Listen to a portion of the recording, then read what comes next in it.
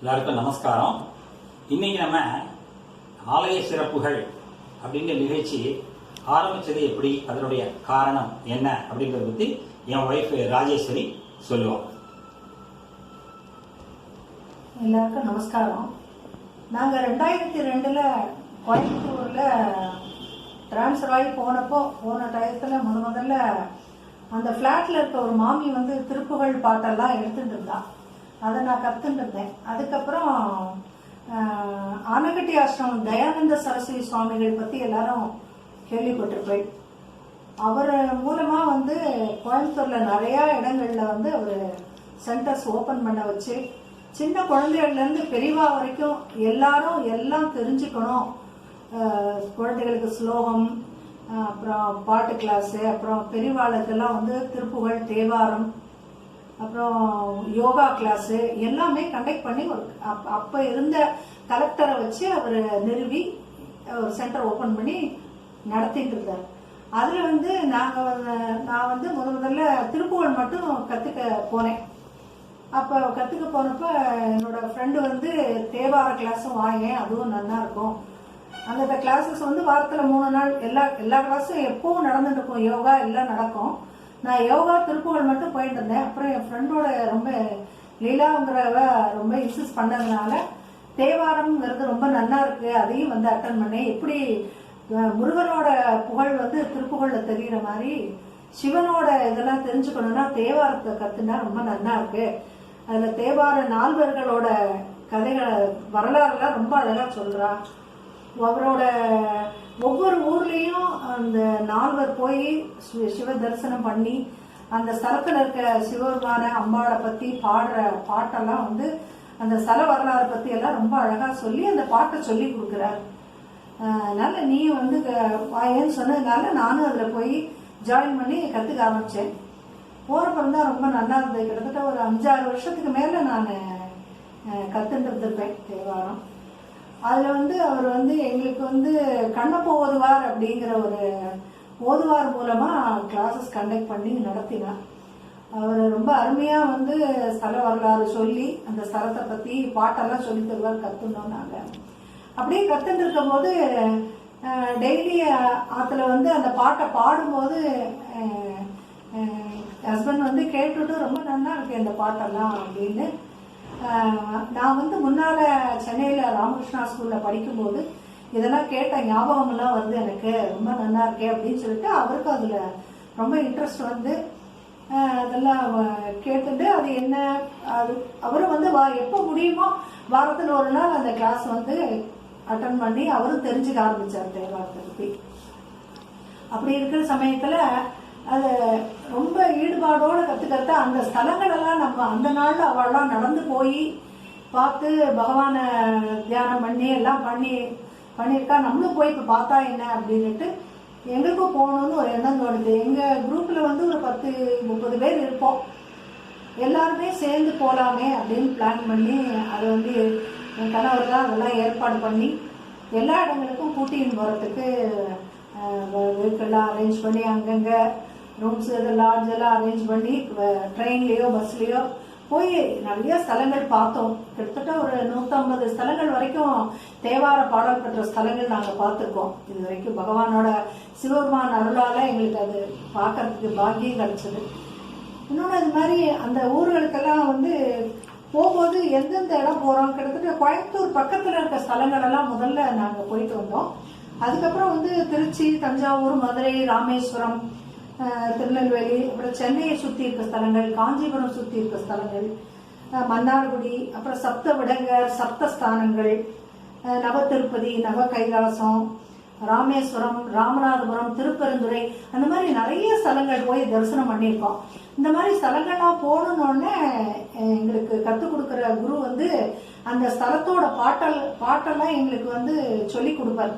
அந்த ஸ்தலங்கள் நால்வர் பாடின பாடெல்லாம் சொல்லி கொடுத்து அதெல்லாம் நாங்கள் படிச்சுட்டு எல்லாரும் ப்ராக்டிஸ் பண்ணிட்டு டிக்கெட்டெல்லாம் புக் பண்ணி அந்த ஸ்தலங்களுக்கெல்லாம் போய் பாடிட்டு வருவோம். சுவாமிகள் மூலமாக 2 வெஹிக்கிள்லாம் அங்கங்கே அரேஞ்ச் பண்ணி இந்த பேனர்லாம் போட்டுட்டு அங்கங்கே போய் சுவாமி தரிசனம் பண்ணி நல்லா தரிசனம் பண்ணிட்டு வந்தோம். ரொம்ப மனசுக்கு அது ரொம்ப சந்தோஷமாக இருந்தது. அதை பத்தி எல்லாம் பிளான் பண்ணி போயிட்டு வரும்போது இவர் அந்த இடங்களுக்கு கூட்டின்னு போயிட்டு வந்தப்ப அந்த ஸ்தலத்தை பத்தினதெல்லாம் ஸ்கிரிப்ட் எல்லாம் நெட்டில் எடுத்து அதை பத்தின கோவிலை பத்த சிறப்பெல்லாம் வந்து முதல்ல கோயிலுக்கு போகும்போது அதை பத்தி எல்லாம் சொல்லுவார். உள்ளெல்லாம் அப்படியெல்லாம் இருக்கும், அதெல்லாம் கவனிச்சு பாருங்க எல்லாரும், அந்த ஸ்தலங்கள்ல இன்னென்ன சிறப்புகள்லாம் இருக்குன்னு சொல்லுவார். எல்லாரும் ரொம்ப ஆசையா போய் பார்ப்போம், பகவானை தொழுவோம், நல்லா இருக்கும், ரொம்ப நல்லா இருக்கும். இந்த மாதிரி எங்களோட பயணம் வந்து தொடர்ந்து இதுவரைக்கும் நாங்கள் வந்து நிறைய ஸ்தலங்கள் சிவஸ்தலங்கள் பார்த்துருக்கோம். அதை பத்தி வந்து இவருக்கு சொல்றதுக்கு ஒரு வாய்ப்பு கிடைச்சதுக்கு அந்த குருவுக்கும் தயானந்த சரஸ்வதி சுவாமிகளுக்கும் தான் அந்த நன்றிகளை சொல்லணும். சிவருமான அருளால எங்களுக்கு இவ்வளவு தூரம் பார்க்கறதுக்கு கொடுப்பினை இருந்தது. இனிமே எங்களுக்கு சிட்டி சென்டர் கோயம்புத்தூர்ல ஆரம்பிச்சு கொடுத்த தயானந்த சரஸ்வதி சுவாமிகள் வேறொரு சிறந்ததை நம்மளுக்கு செய்திருக்காரு. அது என்னன்னா, நம்ம தமிழ்நாட்டில் இருக்கிற எல்லா கோவில்களுக்கும் ஓதுவார்கள் இல்ல வேற பணியாளர்கள் இவெல்லாம் வேணும்னு தெரிஞ்சுட்டு எல்லா கோவிலுக்கும் ஒவ்வொருத்தரை நியமிச்சு அவளுக்கு மாத வருமானத்தையும் அவருடைய அர்ஷவித்யா குருகுலத்திலிருந்து கிடைக்கும்படி செய்திருக்காரு. இது ஒரு நல்ல செய்தி. இது வந்து நம்ம எல்லாரும் தெரிஞ்சுக்கணும்ன்றதுக்காக தான் நான் இப்ப இதை சொல்றேன். இது இன்னமும் அவ தொடர்ந்து இருக்கா. அவருடைய காலத்துக்கு அப்புறமும் அந்த அர்ஷவித்யா குருகுலத்திலிருந்து அவளுக்கு வேண்டிய வருமானங்கள்லாம் இப்போ கொடுத்துட்டே இருக்கா. இப்ப நம்ம ஸ்தலங்களை பார்க்கலாம். இப்ப கோயம்புத்தூருக்கு பக்கத்துல இருக்கிற ஸ்தலம் சூலூர்ல வந்து 2 ஸ்தலங்கள் இருக்கு. ஒண்ணு வைத்தியநாத பெருமாள்னு சிவனுடைய ஸ்தலம், இன்னொன்னு வந்து வேங்கடநாதன் அப்படின்றது பெருமாளுடைய ஸ்தலம். இப்ப நம்ம முதல்ல வைத்தியநாத பெருமாள் அந்த ஸ்தலத்தை பார்க்கலாம். இவருடைய சிவனுடைய பேரு வைத்தியநாத சுவாமி, அம்பாள் பேரு தெய்யல் நாயகி. இதனுடைய ஸ்தல விருட்சம் நாணல், தீர்த்தம் வந்து நொய்யல் தீர்த்தம். ஸ்தல வரலாறு, சூழல் என்பது ஒரு வகை நாணல், அதுதான் இப்ப பேர் மருவி சூலூர் அப்படின்ற பேர்ல வந்திருக்கு. 9ஆம் நூற்றாண்டுல கரிகார சோழன் இந்த காட்டையெல்லாம் அழிச்சு, அப்பப்போ நாணல் காட்டை அழிச்சு இந்த கோவிலை பண்ணணும்னு சொல்லிட்டு வராரு இல்லையா, அப்போ அவருக்கு சுயம்பு மூர்த்தியா இங்க வைத்தியநாத சுவாமி கிடைக்கிறது. அந்த வைத்தியநாத சுவாமி தான் இங்க பிரதிஷ்டை பண்ணி இவருக்கு வந்து இந்த வைத்தியநாத சுவாமி அப்படின்ற பேர்ல பிரதிஷ்டை பண்ணி இங்க கோவில் கட்டியிருக்கார். அப்போ வந்து கல்ஹார கோவிலா கட்டியிருந்தார் அவரு. அதற்கப்புறம் பின்னாடி வந்தவர்கள்லாம் இதை வந்து மற்ற சன்னதிகள் தையல் நாயகி, மற்ற சுப்பிரமணியர், விநாயகர், வைரவர், இப்படி எல்லா சன்னதிகளையும் உண்டாக்கி சிறந்த விதமா இந்த கோவிலை நிரூபிச்சிருக்கா. இப்ப இந்த கோவில்களை பார்க்கலாம். நம்ம வைத்தீஸ்வரர் வந்து செவ்வாய்க்கு வந்து அதிபதி, நம்மளுக்கு எல்லாருக்கும் தெரியும். வைத்தீஸ்வரன் கோவில் இருக்கிற வைத்தியநாத சுவாமிக்கு ஈக்குவலா நம்ம இந்த கோவில் இருக்கிற வைத்தியநாத சுவாமியை எல்லாரும் தரிசிக்கிறார். இவர் வந்து ராகு கேது தோஷத்தை போக்கக்கூடியவராக இருக்கிறார். அதுக்கப்புறம் இந்த கோவிலை நம்ம எப்படி பார்க்கறோம்னா, கோயிலுக்கு போற வழியில ஒரு சின்ன பாலம், இந்த பாலத்திலேருந்து இப்படி பார்த்தோம்னாக்கா கோபுரம் தனியா தெரியும். 2 பக்கமும் அதுல தண்ணீர்கள் சூழ்ந்து நடுவுல ரொம்ப அழகா இருக்கும் கோவில் பார்க்கறதுக்கு. இந்த மாதிரி ஒரு க்ஷேத்திரம், 2 பக்கமும் நீரால் சூழப்பட்ட ஒரு க்ஷேத்திரத்துக்கு வந்து நிறைய சாநித்தியம் அதிகமா இருக்கு அப்படின்னு நம்முடைய முன்னோர்கள் சொல்றாங்க. தெய்வீக அதிர்வுகள் இங்க அதிகமா இருக்கு அந்த கோவில்ல. அதனாலேயே இந்த கோவிலுக்கு வந்து நிறைய பேர் வரா. ஒவ்வொரு வருஷமும் இங்க நடக்கிறது வந்து 2-3 நிகழ்ச்சிகள். அதாவது தை மாசம் வந்து தைப்பூசம் நடக்கிறது, அதற்கப்புறம் சிவராத்திரி, அதற்கப்புறம் இங்க ஆருத்ரா தரிசனம், அதுக்கப்புறம் ஒரு மாதம் ஞாயிற்றுக்கிழமை அன்னைக்கு ஏகாதச ருத்ரம் ரொம்ப விசேஷமா நடத்துறாங்க. அது வந்து இங்க பெரிய அளவில் இந்த விழா நடத்தப்படுகிறது. அதற்கப்புறம் இந்த தையல் நாயகி சந்நிதி பார்க்கறதுக்கு கண்ணுக்கு அப்படியே ரம்யமா இருப்பா. அப்படி தூரத்துலேருந்து பார்த்தாலே அம்பால கண்ணு அப்படியே கவர்றா போல இருக்கும். இதுல இன்னொரு ஒரு சிறப்பு என்னன்னா, இந்த தையல் நாயகி சந்நிதியாகட்டும் சரி, வைத்தியநாத சுவாமி சந்நிதியாகட்டும் சரி, ஆண்கள் மட்டும்தான் அதுக்குள்ள போறதுக்கு அனுமதி கொடுக்கிறார். பெண்கள் வந்து இந்த 2வது பிரகாரத்தோட நிறுத்தணும். அதுக்கப்புறம் உள்ள இருக்கிற பிரகாரத்துக்கு ஆண்கள் மட்டும்தான் அனுமதி. அது என்ன காரணத்தினாலன்றது தெரியல. இதுக்கு வந்து இப்போ இந்த கோவில 2 சிறப்பான நிகழ்ச்சிகள் நடந்திருக்கு. அதை வந்து நான் இப்போ உங்களுக்கு சொல்றேன். திருப்பூர்ல ஒருத்தர் வங்கி ஊழியரா இருந்தார். இவருக்கு வந்து உடம்புல ஒரு ஸ்கின் ப்ராப்ளம் ஏற்பட்டு மூஞ்சியில எல்லாம் அப்படியே வீங்கி வீங்கி வரும். அந்த மாதிரி ஒரு முகம் விகாரமா எடுத்து அவர் நிறைய டாக்டர்ஸ் எல்லாம் பாக்குறாரு, இன்னும் சரியாகல அவருக்கு. அப்போ அவ கூட இருக்கிற வேலை செய்யற ஒருத்தர் சொல்றார், சார் இந்த சூலூர்ல வைத்தியநாத சுவாமி இருக்க, வைத்தீஸ்வரன் கோயிலுக்கு ஈக்குவலா இருக்கு, நீங்க அங்க போய் இருந்து எல்லாம் பண்ணுங்க அப்படின்னு. உடனே அவர் சரி அப்படியே செய்றேன் அப்படின்னு சொல்லிட்டு நேரம் இந்த வைத்தியநாத சுவாமி கோயிலுக்கு வர்றார். அங்க இருக்கிற அர்ச்சகர்கள்ட்ட எப்படி விவரம் எல்லாம் கேட்கிறார். விவரம் எல்லாம் கேட்டோடனே தையல் நாயகிக்கு நீங்க அபிஷேகம் செய்யறது எண்ணெய் கொண்டு வந்து பூஜைக்கு செய்யுங்க, அந்த பூஜைக்கு பண்ற எண்ணெயை எடுத்து சிவனுக்கு அபிஷேகம் பண்ணணும். அப்புறம் நீங்க அந்த எண்ணெயை எடுத்து 1 மாத காலம் தவறாமல் நீங்கள் பூச்சிக்கொள்ள வேண்டும், உங்களுக்கு நிச்சயமாக பலன் இருக்கின்றது. அதே மாதிரி இவர் செய்ய ஒரு 2-3 மாதத்திற்குள் இவருடைய ஸ்கின் ப்ராப்ளம் எல்லாம் தீர்ந்து இப்போ நல்ல நிலையில இருக்கார். இது வந்து கண்கூடாக நமக்கு கிடைச்ச ஒரு செய்தி. அதனால வந்து வைத்தியநாத சுவாமி ரொம்ப பிரசித்தி பெற்றதாக இருக்கார் இந்த இவர். இன்னொரு ஒரு லேடி, இந்த லேடி இந்த கோவிலுக்கு டெய்லி வருவா, தரிசனம் பண்ணுவா, கோவிலுக்கு வேண்டியதெல்லாம் நிறைய செய்வா, திருப்பணிகள்லாம் நிறைய செஞ்சிருக்கா அந்த அம்மா. அவளுக்கு கனவுல ஒரு நாளைக்கு இந்த வைத்தியநாத சுவாமி தோன்றி சொல்ல, உன்னுடைய தென்னை மரத்துல ரெட்ட கொம்போட ஒரு தேங்காய் முளைச்சிருக்கு, அதை வந்து நீ எனக்கு கொண்டு வந்து கொடு அப்படிங்க. காலையில் எழுந்தோடனே ஆஹா எப்படி இப்படி சொன்னார் வேற நம்மளுக்கு புரியலையேன்னு காலையில இந்த ஆட்கள் வர வரைக்கும் அவளுக்கு பொறுக்கவே இல்லை. எல்லா தென்னை மரத்தையும் பார்க்க அப்படி இப்படி எந்த மரத்துல இருக்குன்னு தெரியாதுன்னு சொல்லிட்டோம். உடனே ஆட்கள் வரும்போது முதல்ல பாரு இந்த தென்னை மரத்துல ஏதோ ஒண்ணு தென்னை மரத்துல 2 கொம்போட ஒண்ணு இருக்கா, அதை நீங்க எடுத்து எனக்கு கொடுக்கணும் அப்படின்னு. இந்த ஆட்கள் 2-3 தென்னை மரத்துல கடைசியில ஒரே ஒரு தென்னை மரத்துல அது காஞ்சிருக்கு. யூஸ்வலா காஞ்சதுன்னா தென்னை மரத்துல இருந்து கீழே விழுந்துரும். ஆனா இது விழல, அப்படியே மேலேயே இருக்கு. கரெக்டா அதை எடுத்தா அதுல 2 கொம்போடு இருக்கு. உடனே அதை கொண்டு போய் நேர சுவாமிக்கு கொடுக்குறா. சுவாமிக்கு அதை நேர்த்தி பண்ணி அதனுடைய விசேஷமா செய்யறான். அந்த மாதிரி இவர் வந்து வைத்தியநாத சுவாமி வந்து ரொம்ப பிரத்யட்சமான தெய்வமா இந்த ஊர்ல இருக்கிறவெல்லாம் கொண்டாடுறான். நீங்க போய் பார்க்க வேண்டியது அப்படின்னா ரம்யமான காட்சி அது. 3 பக்கமும் நீர், நடுவுல வந்து சுவாமி கோபுரத்தோட இருக்க மகா கணபதி, அப்புறம் அரசபன விநாயகர் வந்து வன்னிமர விநாயகர், ராகு கேது தோஷம் தான் நீக்கக்கூடியதாக இருக்கின்றது. அதுக்கப்புறம் நம்ம இதற்கு பக்கத்துல இருக்கிறது தான் இந்த வேங்கடநாத பெருமாள். நான் சொன்னீங்க இன்னொரு பெருமாள் கோவில். இந்த கோவில் வந்து 1 நிமிஷம் தான், நம்ம 2 நிமிஷம் நடந்தோம்னா இந்த கோயிலுக்கு வந்துடலாம். வேங்கடநாத பெருமாள் இது வந்து 1100 வருஷத்துக்கு முன்பாக கட்டப்பட்டதான். இந்த ஊருக்கு பக்கத்துல ஒரு சந்தை இருக்கு. அந்த சந்தையில எல்லாரும் வந்து அவருடைய விளைச்சல வர பொருட்கள் எல்லாம் கொண்டு வந்து விலைக்கு போடுவா. அப்போ ஒருத்தர் என்ன பண்ணாரு, அவருடைய இதுல வந்து நிறைய மிளகு இருந்தது. அந்த மிளகு எல்லாம் மூட்டையா கட்டி கொண்டு போய் சந்தையில போடணும்னு நினைச்சிட்டு இருக்காரு. நைட் ஆயிடுது, அதனால ஒரு இடத்துல படுத்து தூங்குறாரு. தூங்கினப்ப அடுத்த நாளைக்கு காலையில் எழுந்தும் போது ஒருத்தர் கேட்கிறார், எனக்கு வந்து ஒரு வயசானவர் ஒருத்தர் வந்து எனக்கு கொஞ்சம் வயிற்று வலியா இருக்கு, நீங்க தான் மிளகு வச்சிருக்கேன், இந்த மிளகுலேருந்து எனக்கு கொடுங்க, கொஞ்சம் வயிற்று வலி சாப்பிட்டுக்கிறேன். உடனே சொல்லலாம், இதுல மிளகு இல்லையே, இது வெறும் உளுந்துதான் இருக்கு அப்படின்னு. அப்படியா, சரி அப்படின்னு விட்டு போயிடுறாரு. இவர் இந்த இவர் வந்து சரி அடுத்த நாளைக்கு இவர் என்ன பண்றாரு, அந்த மிளகு மூட்டையெல்லாம் எடுத்துட்டு சந்தைக்கு போறார், மிளகெல்லாம் விற்கலாம்னு சொல்லிட்டு. அங்க போய் திறந்து பார்த்தா எல்லாமே உளுந்தா இருக்கு. இவனுக்கு ஒரே பயமா எடுத்து இந்த இது பண்றவருக்கு என்னடா செய்யறது தெரியல. உடனே என்ன பண்ண வியாபாரி, சரி நம்ம அந்த ஆளைய போய் பார்க்கலாம், ஏதாவது அவர் தப்பு என்ன பண்ணிட்டாரோ என்ன தெரியல. நீங்க அந்த ஆளை போய் பார்க்கிறார். அந்த இடத்துல போய் பார்த்தா அவர் ஒரு தூண் மேல சாஞ்சிட்டு கிடந்த வயசானவர். என்னப்பா அது இப்படி ஆயிடுத்து, நீ சொன்ன, நான் உங்ககிட்ட சொன்னேன் தப்பா சொல்லிட்டேன் உளுந்துன்னு சொல்லிட்டு, பார்த்தா இது நிஜமாவே உளுந்தா இருக்கு, நான் மிளகுதான் கொண்டு வந்தேன் அப்படின்னு. அப்ப அவர் சொல்ல, அதெல்லாம் ஒண்ணு நீங்க கவலைப்படாதீங்க, இந்த உளுந்தை எடுத்து போய் இன்னைக்கு நீங்க சேல்ஸ் பண்ணுங்க, உங்களுக்கு அமோகமான பணம் கிடைக்க போறது அப்படின்னு. சரி அப்படியே போறேன்னு சொல்லிட்டு அந்த கருப்பு உளுந்து எடுத்து போய் அவர் வியாபாரம் பண்றார். அன்னைக்கு எல்லா நாளையும் விட அதிக விலைக்கு எல்லாரும் அந்த உளுந்தை வாங்குறார்.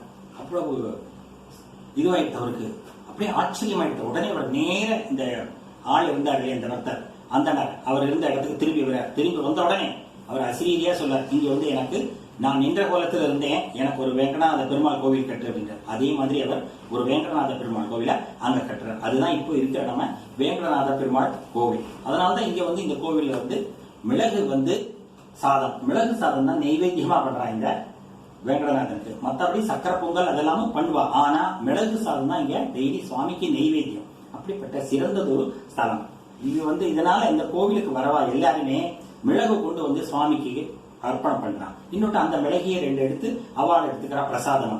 இந்த மாதிரி சிறந்ததொரு இந்த வெங்கடநாத பெருமாள் கோவில். இந்த 2 கோவிலையும் நீங்க தரிசனம் பண்ணலாம். இது கோயம்புத்தூர்ல இருக்கிற கோவில்களுடைய நிகழ்ச்சியோட நம்ம இப்ப நிறைவு பெற்றுக்கிறோம். ஆனா இன்னும் நிறைய கோவில்கள் இருக்கு, நம்மளுக்கு அது வந்து நம்மளுக்கு நேரம் போறாமே அதெல்லாம் இருக்கு. அதனால வந்து இந்த கோயிலோட இப்ப நிறுத்திக்கிறோம். இது இப்போ நான் வந்து இப்போ 15ஆம் தேதி நம்மளுக்கு ஆகஸ்ட் 15 இது முடிஞ்சது சுதந்திர தினம். இந்த சுதந்திர தினத்துக்கும் நம்ம தேவாலயத்துக்கும் ஒரு பெரிய தொடர்பு இருக்கு. அந்த தொடர்பு என்னன்றத இப்ப சொல்றேன். நம்ம வேயில் தோழி பங்கன்னு எல்லாருக்கும் தெரியும் இல்லையா, கோளறு பதிகம் சொல்லுவா. அந்த கோளறு பதிகத்துல 2 பதிகம், முதலும் கடைசி நாங்க இப்ப பாடுறோம். அதுக்கப்புறம் நான் அதனுடைய விவரத்தை சொல்றேன் உங்களுக்கு. பதிகம். வேயுறு தோழி பங்கன் விடமுண்ட கண்டன் மிக நல்ல வீணை தடவி ஆசரு திங்கள் கங்கை முடிமேலணிந்த உளமே புகுந்த அதனால் ஞாயிறு திங்கள் செவ்வாய் புதன் வியாழன் வெள்ளி சனி பாம்பிரண்டும் உடனே ஆசரு நல்ல நல்ல அவை நல்ல நல்ல அடியாரவர்க்கு மிகவே தேனமர் பொழில் கொள்ளாலை விளை சென்னல் துண்ணி வளர் செம்பொன் எங்கும் திகழ நான் முகநாதியாய பிரமாபுரத்து மறைஞான ஞான முனிவன் தானொரு கோளும் நாளும் அடியாரை வந்து நலியாத வண்ணம் உரை செய் ஆன சொல் மாலையோதும் அடியார்கள் வானில்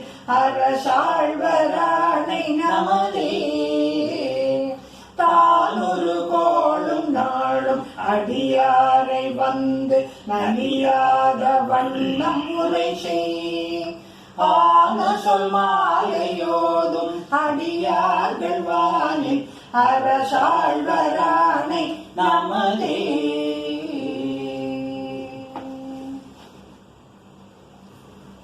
இந்த நீங்க கேட்ட வேயிறு தோழி பங்கன் கோளறு பதிகம் வந்து திருஞான சம்பந்தர் பாடினது.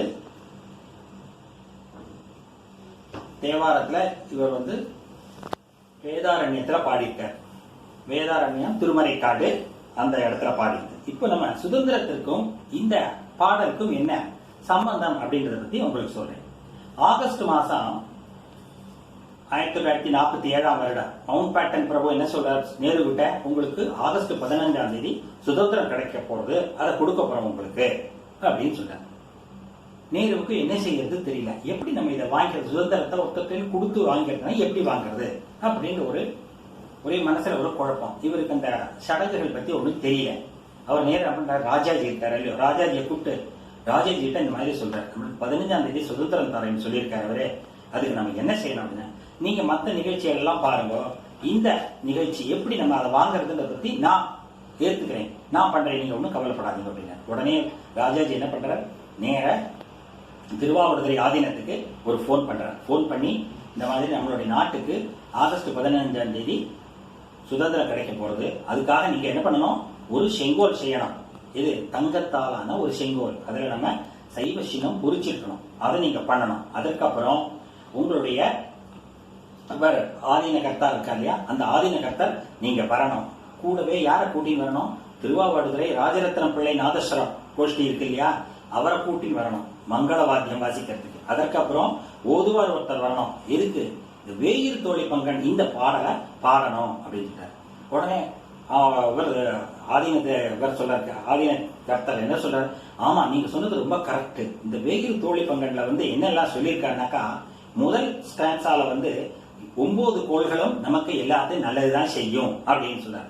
அடுத்த ஸ்டான்ஸால என்ன சொல்லியிருக்காரு, நட்சத்திரங்கள் இருக்கு இல்லையா, ஒவ்வொரு நட்சத்திரம் சிலது தீது நட்சத்திரம் அப்படின்னு நம்ம நினைக்கிறோம், அப்படி இல்ல, ஒவ்வொரு நட்சத்திரமும் நமக்கு நல்லது தான் செய்யக்கூடியது அப்படின்னு ஞானசம்பந்தர் சொல்லியிருக்காரு அப்படின்றார். அடுத்த 3வதுல ஒவ்வொரு திசைகள் இருக்கா, 8 திசை, 8 திசையும் நமக்கு எந்த விதமான கெடுதலும் செய்யாது நம்முடைய அடியார்களுக்கு அப்படின்னு சொல்றாரு. இப்படி அடுத்ததுல ஏதாவது நோய்கள் நமனோடு தூதர் கொடு நோய்களான பலவும், அதெல்லாம் வந்து நமக்கு வரவே வராது, இந்த பாடலை நம்ம பாட இந்த நோய்களை நம்மள அண்டாது அப்படின்னு சொல்றாரு. அதுக்கப்புறம் வெவ்வேறு விதமான இது இயற்கை சீற்றங்கள் இருக்கு இல்லையா, அந்த சீற்றங்கள் எது வந்தாலும் நம்முடைய நாடு அழிஞ்சு போகாது, நிலைந்து எப்பொழுதும் நிற்கும் அப்படின்னு பேசுறாரு. அடுத்தது இல்லாமலே அதுக்கப்புறம் இந்த வனத்தில் இருக்கிற கொடிய விலங்குகள் வந்து நம்மளை எதுவுமே வந்து செய்யாது.